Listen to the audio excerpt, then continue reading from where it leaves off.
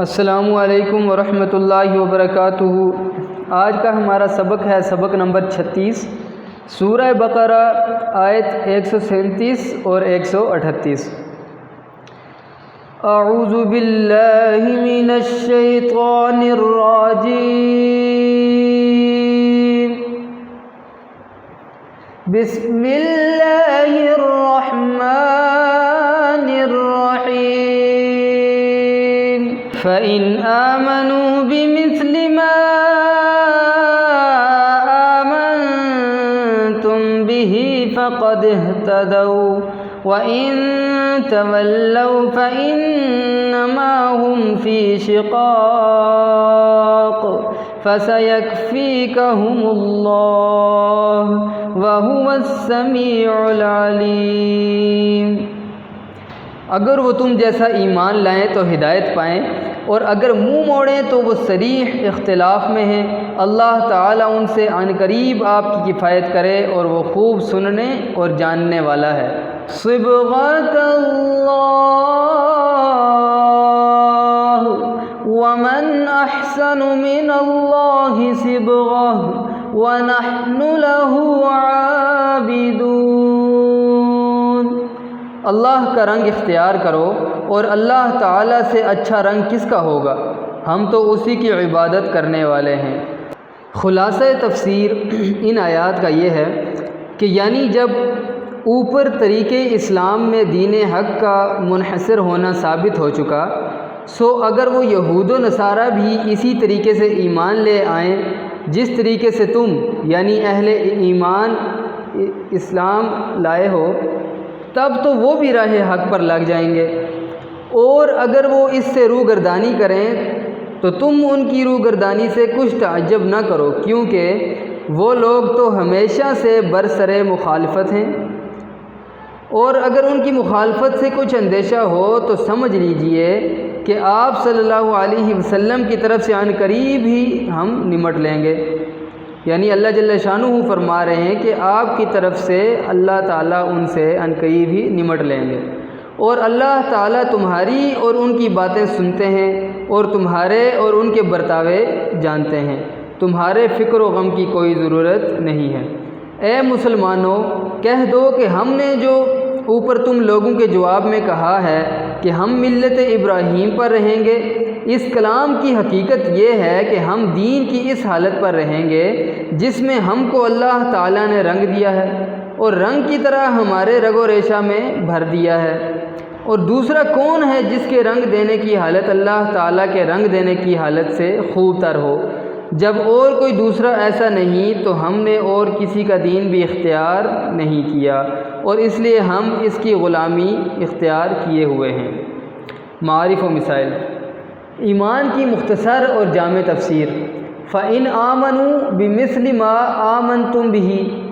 شروع سورہ بقرہ سے یہاں تک ایمان کی حقیقت کہیں مجمل کہیں مفصل بیان کی گئی ہے۔ اس آیت میں ایک ایسا اجمال ہے جو تمام تفصیلات اور تشریحات پر حاوی ہے، کیونکہ آمنتم کے مخاطب رسول کریم صلی اللہ علیہ وسلم اور صحابہ کرام رضی اللہ تعالیٰ عنہم اجمعین ہیں۔ اس آیت میں ان کے ایمان کو ایک مثالی نمونہ قرار دے کر حکم دیا گیا ہے کہ اللہ تعالیٰ کے نزدیک مقبول و معتبر صرف اس طرح کا ایمان ہے جو رسول اللہ صلی اللہ علیہ وسلم اور صحابہ رضی اللہ تعالیٰ عنہم نے اختیار فرمایا۔ جو اعتقاد اس سے سر منہ مختلف ہو اللہ کے نزدیک مقبول نہیں۔ یعنی اللہ جل شانہ بتا رہے ہیں کہ جو ایمان کا طریقہ جو رسول اللہ صلی اللہ علیہ وسلم کا تھا اور جو صحابہ کا تھا وہی طریقہ معتبر ہے، اس کے علاوہ اللہ جل شانہ کے نزدیک کوئی طریقہ مقبول نہیں ہے۔ توضیح اس کی یہ ہے کہ جتنی چیزوں پر یہ حضرات ایمان لائے ان میں کوئی کمی زیادتی نہ ہو، اور جس طرح اخلاص کے ساتھ ایمان لائے اس میں کوئی فرق نہ آئے کہ وہ نفاق میں داخل ہے۔ اور اللہ تعالیٰ کی ذات و صفات، فرشتے، انبیاء و رسول، آسمانی کتابیں اور ان کی تعلیمات کے متعلق جو ایمان و اعتقاد رسول اللہ صلی اللہ علیہ وسلم نے اختیار کیا وہی اللہ کے نزدیک مقبول ہے۔ اس کے خلاف اس میں کوئی تعویل کرنا یا کوئی دوسرے معنی مراد لینا اللہ کے نزدیک مردود ہے۔ فرشتوں اور انبیاء اور رسول کے لیے جو مقام آپ صلی اللہ علیہ وسلم کے قول و عمل سے واضح ہوا، اس سے ان کو گھٹانا یا بڑھانا ایمان کے منافی ہے۔ یہ بات یاد رکھیں کہ گھٹانا بھی اور بڑھانا بھی، یعنی غلو کرنا بھی ایمان کے منافی ہے۔ اس توضیح سے ان تمام باطل فرقوں کے ایمان کا خلل واضح ہو گیا، جو ایمان کے دعوے دار ہیں مگر حقیقت ایمان سے بے بہرہ ہیں، کیونکہ زبانی دعویٰ ایمان کا تو بت پرست مشرکین بھی کرتے تھے اور یہود و نصارہ بھی کرتے تھے، اور ہر زمانے میں زندیق و ملحد بھی کرتے تھے، مگر چونکہ ان کا ایمان اللہ پر اور رسولوں پر اور فرشتوں پر اور یوم قیامت وغیرہ پر اس طرح کا نہیں تھا جیسا رسول اللہ صلی اللہ علیہ وسلم کا ہے، اس لیے وہ اللہ کے نزدیک مردود اور نامقبول ہوا۔ فرشتہ اور رسول کی عظمت و محبت میں اعتدال مطلوب ہے، غلو گمراہی ہے۔ یہ بات لازمی سمجھ لیں کہ فرشتہ اور رسول کی عظمت و محبت میں اعتدال مطلوب ہے، غلو گمراہی ہے۔ مشرکین میں سے بعض نے تو فرشتوں کے وجود ہی کا انکار کر دیا اور بعض نے ان کو خدا کی بیٹیاں بنا دیا۔ دونوں کی تردید بمثل ما آمنتم بھی سے ہو گئی۔ یہود و نصارہ کے بعض گروہوں نے اپنے پیغمبروں کی مخالفت اور نافرمانی کی، یہاں تک کہ بعض کو قتل بھی کر دیا، اور بعض گروہوں نے ان کی عزت و عظمت کو اتنا بڑھایا کہ خدا یا خدا کا بیٹا یا خدا کا مثل ہی بنا دیا۔ یہ دونوں قسم کی افراط و تفریط ضلالت و گمراہی قرار دی گئی۔ شریعت اسلام میں رسول کی عظمت و محبت فرض ہے، اس کے بغیر ایمان ہی نہیں ہوتا، مگر رسول کو کسی صفت علم یا قدرت وغیرہ میں اللہ تعالیٰ کے برابر کر دینا گمراہی اور شرک ہے۔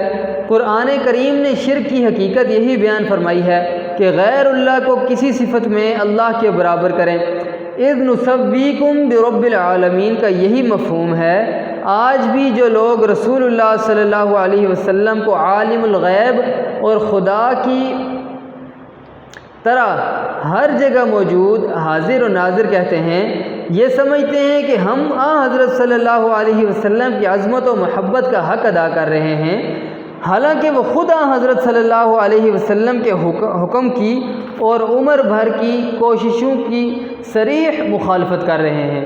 اس آیت میں ان کے لیے بھی سبق ہے کہ حضرت صلی اللہ علیہ وسلم کی عظمت و محبت اللہ کے نزدیک ایسی ہی مطلوب ہے جیسی صحابہ کرام رضوان اللہ تعالی علیہم اجمعین کے دل میں تھی۔ اس سے کمی بھی جرم ہے اور اس میں زیادتی بھی غلو اور گمراہی ہے۔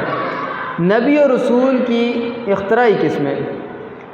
اسی طرح جن فرقوں نے رسول اللہ صلی اللہ علیہ وسلم پر ختم نبوت کا انکار کر کے نئے نبی کے لیے دروازہ کھولنا چاہا اور قرآن کریم کی واضح تصریح خاتم النبیین کو اپنے مقصد میں حائل پایا، تو انہوں نے رسول و نبی کی بہت سی قسمیں اپنی طرف سے اختراع کر لیں، جن کا نام نبی ذلی وغیرہ رکھ دیا اور ان کے لیے گنجائش نکالنے کی کوشش کی۔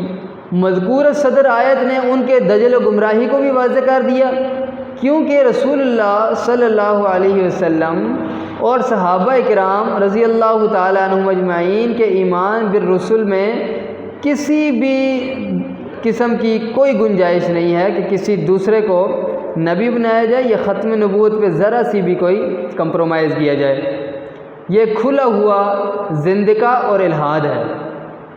ایمان بالآخرہ کی تعویلات باطلہ مردود ہیں۔ اسی طرح وہ لوگ جن کے قلب و دماغ میں صرف مادے اور مادیات میں کھوئے ہوئے ہیں، عالم غیب اور عالم آخرت کی چیزیں جب انہیں مستعبد نظر آتی ہیں تو طرح طرح کی تعویلوں میں پڑ جاتے ہیں اور اپنے نزدیک اس کو دین کی خدمت سمجھتے ہیں کہ ہم نے اس کو اقرب الی الفہم کر دیا، مگر چونکہ وہ تعویلیں بمثل ما آمنتم بھی کے خلاف ہیں، اس لیے سب مردود اور باطل ہیں۔ آخرت کے تمام حالات و واقعات جس طرح قرآن و سنت میں وارد ہوئے ہیں، ان پر بغیر کسی جھجک اور تعویل کے ایمان لانا ہی در حقیقت ایمان ہے۔ حشر اجساد کے بجائے حشر روحانی اور عذاب و ثواب جسمانی و روحانی اسی طرح وزن اعمال میں تعویلیں کرنا سب اللہ کے نزدیک مردود، باطل اور گمراہی ہے۔ رسول اللہ صلی اللہ علیہ وسلم کی حفاظت کی ذمہ داری حق تعالی شانہ نے لے لی۔ فَسَيَكْفِيكَهُمُ اللَّهُ فَسَيَكْفِيكَهُمُ اللَّهُ، یہ جو آیت ہے اس میں واضح فرما دیا کہ آپ صلی اللہ علیہ وسلم اپنے مخالفوں کی زیادہ فکر نہ فرمائیں، ہم خود ان سے نمٹ لیں گے۔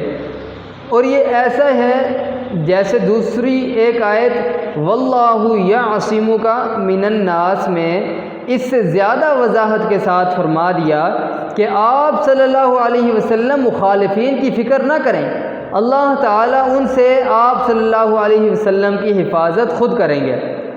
دین و ایمان ایک گہرا رنگ ہے جو انسان کے چہرہ بشر سے نظر آنا چاہیے۔ صبغت اللہ، اس سے پہلی آیت میں دین اسلام کو حضرت ابراہیم علیہ السلام کی طرف منسوب کیا گیا تھا، ملت ابراہیم حنیفہ۔ اس جگہ اس کو براہ راست اللہ تعالیٰ کی طرف منسوب کر کے بتلا دیا کہ دین در حقیقت اللہ تعالیٰ کا ہے، کسی پیغمبر کی طرف اس کی نسبت مجازی کر دی جاتی ہے۔ اور اس جگہ ملت کو صبغت کا لفظ جو ہے صبغت کے لفظ سے تعبیر کر کے دو باتوں کی طرف اشارہ ہو گیا۔ اول تو نصارہ کی ایک رسم کی تردید ہو گئی، ان کی عادت یہ تھی کہ جو بچہ پیدا ہو اس کو 7ویں روز ایک رنگین پانی میں نہلاتے تھے، اور بجائے اس کے ختنہ کے اسی نہلانے کو بچے کی طہارت اور دین نصرانیت کا پختہ رنگ سمجھتے تھے۔ اس آیت نے بتلایا کہ یہ پانی کا رنگ تو دھل کر ختم ہو جاتا ہے، اس کا بعد میں کوئی اثر نہیں رہتا، نیز ختنہ نہ کرنے کی وجہ سے جو گندگی اور ناپاکی جسم میں رہتی ہے اس سے بھی یہ رنگ نجات نہیں دیتا۔ اصل رنگ دین و ایمان کا رنگ ہے جو ظاہری اور باطنی پاکی کی ضمانت بھی ہے اور باقی رہنے والا بھی ہے۔ دوسرے، دین و ایمان کو رنگ فرما کر اس کی طرف بھی اشارہ ہو گیا کہ جس طرح رنگ آنکھوں سے محسوس ہوتا ہے، مومن کے ایمان کی علامات اس کے چہرہ بشرا اور تمام حرکات و سکنات، معاملات اور عادات میں ظاہر ہونا چاہیے۔ قرآن مجید ترجمہ و تفسیر کے روزانہ کے اسباق میں شامل سمجھنے کی ہمارے چینل کو سبسکرائب کریں اور بیل آئیکن کو دبائیں تاکہ روزانہ کے سبق کا نوٹیفیکیشن آپ کو بر وقت مل سکے۔ جزاک اللہ خیرہ و احسن جزاہ۔